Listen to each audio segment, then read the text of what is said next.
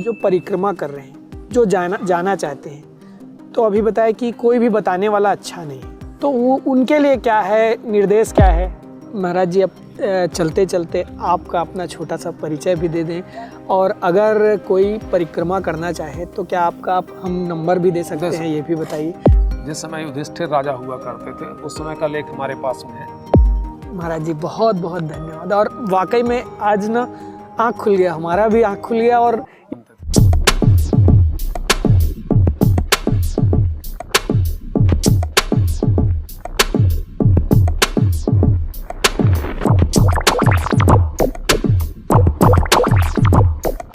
जो परिक्रमा कर रहे हैं, जो जाना चाहते हैं, तो अभी बताया कि कोई भी बताने वाला अच्छा नहीं है, तो उनके लिए क्या है, निर्देश क्या है? तो वो अमरकंटक आवे जी। और सबसे पहले तो वंदे महाराज से मिले जी क्योंकि यहाँ अच्छा, उचित और अनुचित, धर्म और अधर्म जी पहले तो देख लें, सुन लें, समझ लें, जी इसके बाद ही वो परिक्रमा में जावे तो अच्छा बात है। क्योंकि बिना दीक्षा शिक्षा के कोई मंत्र फलीभूत नहीं हुआ तो कोई क्रिया कैसे सिद्ध होगी, जी वो कर कैसे लेंगे परिक्रमा। उनके लिए एक ही उपदेश की पहले अमरकंटक में आवे जी। और पहले इन सब चीज़ों को जाने। सही। जो कर्म करना चाहते हैं तो कर्म के पहले में ज्ञान ले लेंगे, जी क्योंकि हम सब जगह पर नहीं होंगे कि सब जगह उपलब्ध हो जाए। बस उनसे वही अपेक्षा है कि वो आकर के पहले ठीक से समझें, सीखें, दीक्षा लेवें और जावें, फिर अपना कर्म करें। जैसे मंत्र दीक्षा लेते हैं ना, मंत्र दीक्षा लिया और जाके अपना जप करो। तो ऐसे ही ये नर्मदा जी की परिक्रमा है, उसकी पहले ठीक से जानकारी ले लेवें, उसके बाद में नर्मदा परिक्रमा में जावें। क्योंकि बहुत सारे जगहों पर शासन प्रशासन ने छेड़छाड़ करके डैम बना दिए। जी। उन मार्गों का क्या होगा और उन तीर्थों का क्या होगा जो डूब में। अच्छा, एक तीर्थ की अवहेलना करके दूसरे तीर्थ में आप जाएंगे तो आपको पुण्य नहीं बल्कि श्राप मिलेगा। हमारे यहाँ अमरकंटक से लेकर रीवा तक के लोग अभिशप्त क्यों हैं? उसका कारण है कि ये लोग चित्रकूट पूजते हैं, क्योंकि ये लोग इलाहाबाद जाते हैं और अपने तीर्थ का अवहेलना करते हैं।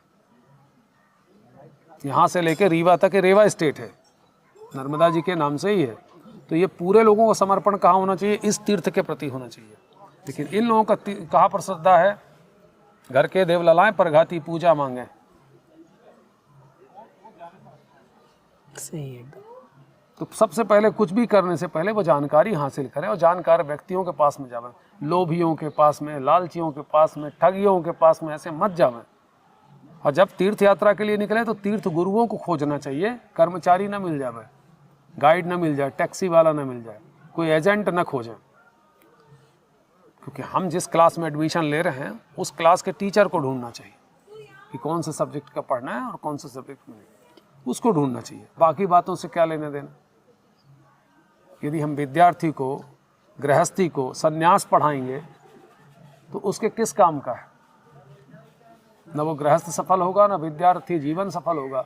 वो संन्यास पढ़ के भी कोई मतलब का नहीं, उसका दिमाग ब्लास्ट हो जाएगा। तो इन्हीं सब चीज़ों से बचना चाहिए कि हमारा जो उद्देश्य है उस उद्देश्य से हम भटके ना, और अपने उद्देश्य के अतिरिक्त कोई जानकारी हमको चाहिए भी नहीं।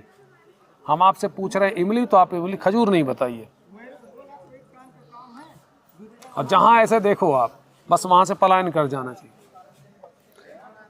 महाराज जी, अब चलते चलते आपका अपना छोटा सा परिचय भी दे दें, और अगर कोई परिक्रमा करना चाहे तो क्या आप हम नंबर भी दे सकते हैं, ये भी बताइए।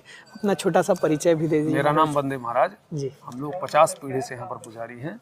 जिस समय युधिष्ठिर राजा हुआ करते थे उस समय का लेख हमारे पास में है। फिर यहाँ से 175 वर्ष पहले का नागपुर स्टेट का जो प्रमाण पत्र है वो भी हमारे पास में है।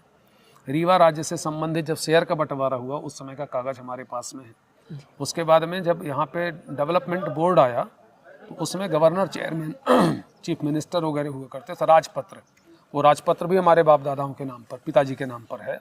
फिर साडा आया, स्पेशल एरिया डेवलपमेंट अथॉरिटी, उसने पिताजी को प्रमाणित किया है, प्रमाण पत्र है। उस समय CEO होता था जो कमिश्नर रैंक का आदमी होता था, और जो सांसद हुआ करता था वो सेंट्रल गवर्नमेंट का सांसद हुआ करता था, जो अध्यक्ष होता था यहाँ का, राज्य मंत्री का दर्जा, उसका प्रमाण पत्र है। और उसके बाद में जो नगर पंचायत बना उसका भी प्रमाण पत्र है। इसके बाद में जब ट्रस्ट बना उसमें भी हमारा नाम उल्लेख हुआ। और CM का जब लेटर आया था मुख्य प्रमुख के नाम से तो उनके निमंत्रण पर भी हम कई जगह पर जा चुके। महाराज जी बहुत बहुत धन्यवाद, और वाकई में आज ना आँख खुल गया, हमारा भी आँख खुल गया। और इस वीडियो के माध्यम से हम चाहते हैं सारी जनता अपने धर्म से जुड़े और सही राह पे जाए। महाराज जी धन्यवाद आपका।